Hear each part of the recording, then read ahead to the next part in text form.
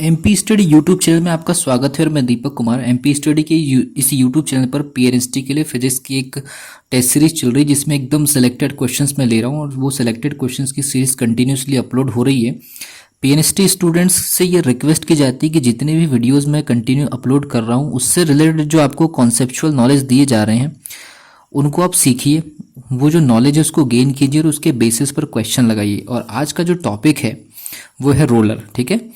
और जो टॉपिक जो हमेशा जो क्वेश्चन आता है, एक बार इस रोलर को खींचा जा रहा है, दूसरी बार इस रोलर को धकेला जा रहा है, तो हमको ये थोड़ा सा कंडीशंस देखनी है कि दोनों में से जो फ्रिक्शन गुणांक है, जो घर्षण गुणांक है, वो घर्षण गुणांक कौन सी कंडीशन में ज़्यादा लगेगा, तो उसकी कैलकुलेशंस कैसी करेंगे और उससे अपने को क्या क्या ऑब्जेक्टिव्स मिलेंगे। अगर आप इस चैनल पर नए हैं तो चैनल को सब्सक्राइब कर लीजिए, बेल आइकन को प्रेस कर लीजिए। और अगर मान लीजिए आपको लगता है कि आपको वैल्यूएबल कंटेंट इस चैनल के माध्यम से मिल रहा है तो इस वीडियो को शेयर जरूर करिए, ठीक है। सबसे पहली चीज़ मैं आपको बता दूं, सबसे पहले ये कंडीशन है रोलर को खींच रहे हैं, ठीक है, ये पुलिंग वाली कंडीशन है, ठीक है, और ये पुशिंग वाली कंडीशन है, और इस वाली कंडीशन में रोलर को धकेल रहे हैं, ठीक है।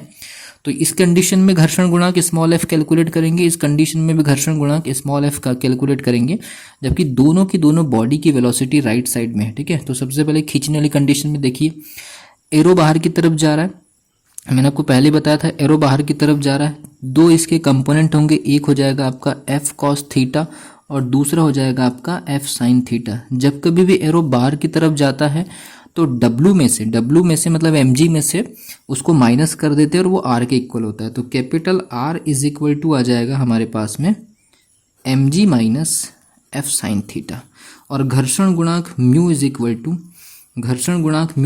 To F upon R. तो f हमको अगर मान लीजिए यहाँ पर स्मॉल f की वैल्यू अगर कैलकुलेट करनी है तो स्मॉल f की वैल्यू हो जाएगी म्यू आर, और म्यू और आर की वैल्यू हमने अभी भी कैलकुलेट करें, ये हो जाएगा mg minus F sine theta, ठीक है। तो इससे आप न्यूमेरिकल सॉल्व कर सकते हैं। आपको ये फॉर्मूला अगर याद रह गया तो आप इससे न्यूमेरिकल सॉल्व कर सकते हैं इजीली, ठीक है।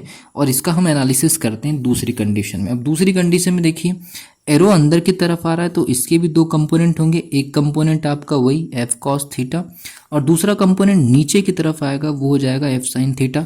और जब कभी भी एरो अंदर की तरफ आता है तो ये प्लस हो जाता है, मतलब उसमें mg में प्लस होकर के जुड़ करके मिलेगा। यहाँ की कंडीशन में r की वैल्यू कितनी हो जाएगी, ये हो जाएगी आपकी mg plus F sine theta, और mu is equal to small F divided by capital. यहाँ स्मॉल एफ क्या है, घर्षण बल पीछे की तरफ लगेगा, बॉडी इस तरफ मूवमेंट करेगी और ये पीछे की तरफ मूवमेंट करेगा, है ना, घर्षण बल।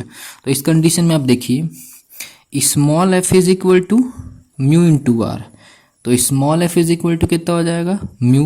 घर्षण गुणांक वही रहेगा अगर बॉडी किधर भी मूवमेंट करेगी, क्योंकि वो सरफेस पर डिपेंड करता है घर्षण गुणांक चेंज नहीं हो रहा है, ठीक है। बस एक बार खींचा जा रहा है, एक बार धकेला जा रहा है। तो कंडीशन में आर इज इक्वल टू कितना हो रहा है, mg plus capital F sine theta. अब आप खुद देख लीजिए कौन सी कंडीशन में आपको घर्षण बल का मान ज़्यादा मिल रहा है। इसको हम F1 मान लेते हैं, इसको हम F2 मान लेते हैं, यहाँ पर प्लस है, इसका मतलब ये है कि F2 is greater than F1, ठीक है। यहाँ पर F2 का मान ज़्यादा है, इसलिए धकेलते समय, ठीक है, मैं यहाँ पर लिख रहा हूँ, धकेलते समय अधिक घर्षण होगा, ठीक है, धकेलते समय अधिक घर्षण होगा। इसलिए बोला जाता है कि किसी भी रोलर को धकेलना टफ होता है जबकि खींचना उसको आसान होता है। और अगर आपको कैलकुलेशन करनी है किसी न्यूमेरिकल के लिए तो आपको कंडीशन याद रखनी है, खींचते समय यहाँ पर माइनस लगाना है और धकेलते समय यहाँ पर प्लस लगाना है, ठीक है। तो आई होप आपको समझ में आया होगा। इसमें वैल्यूज़ रख दीजिए आप, और जो वैल्यूज़ रहेगी उस वैल्यूज़ को आप पुटअप करेंगे और कैलकुलेशन आप इजीली सॉल्व कर लेंगे। तो अगली वीडियो में मिलूंगा एक और शानदार टॉपिक लेकर के, तब तक के लिए wish you all the best.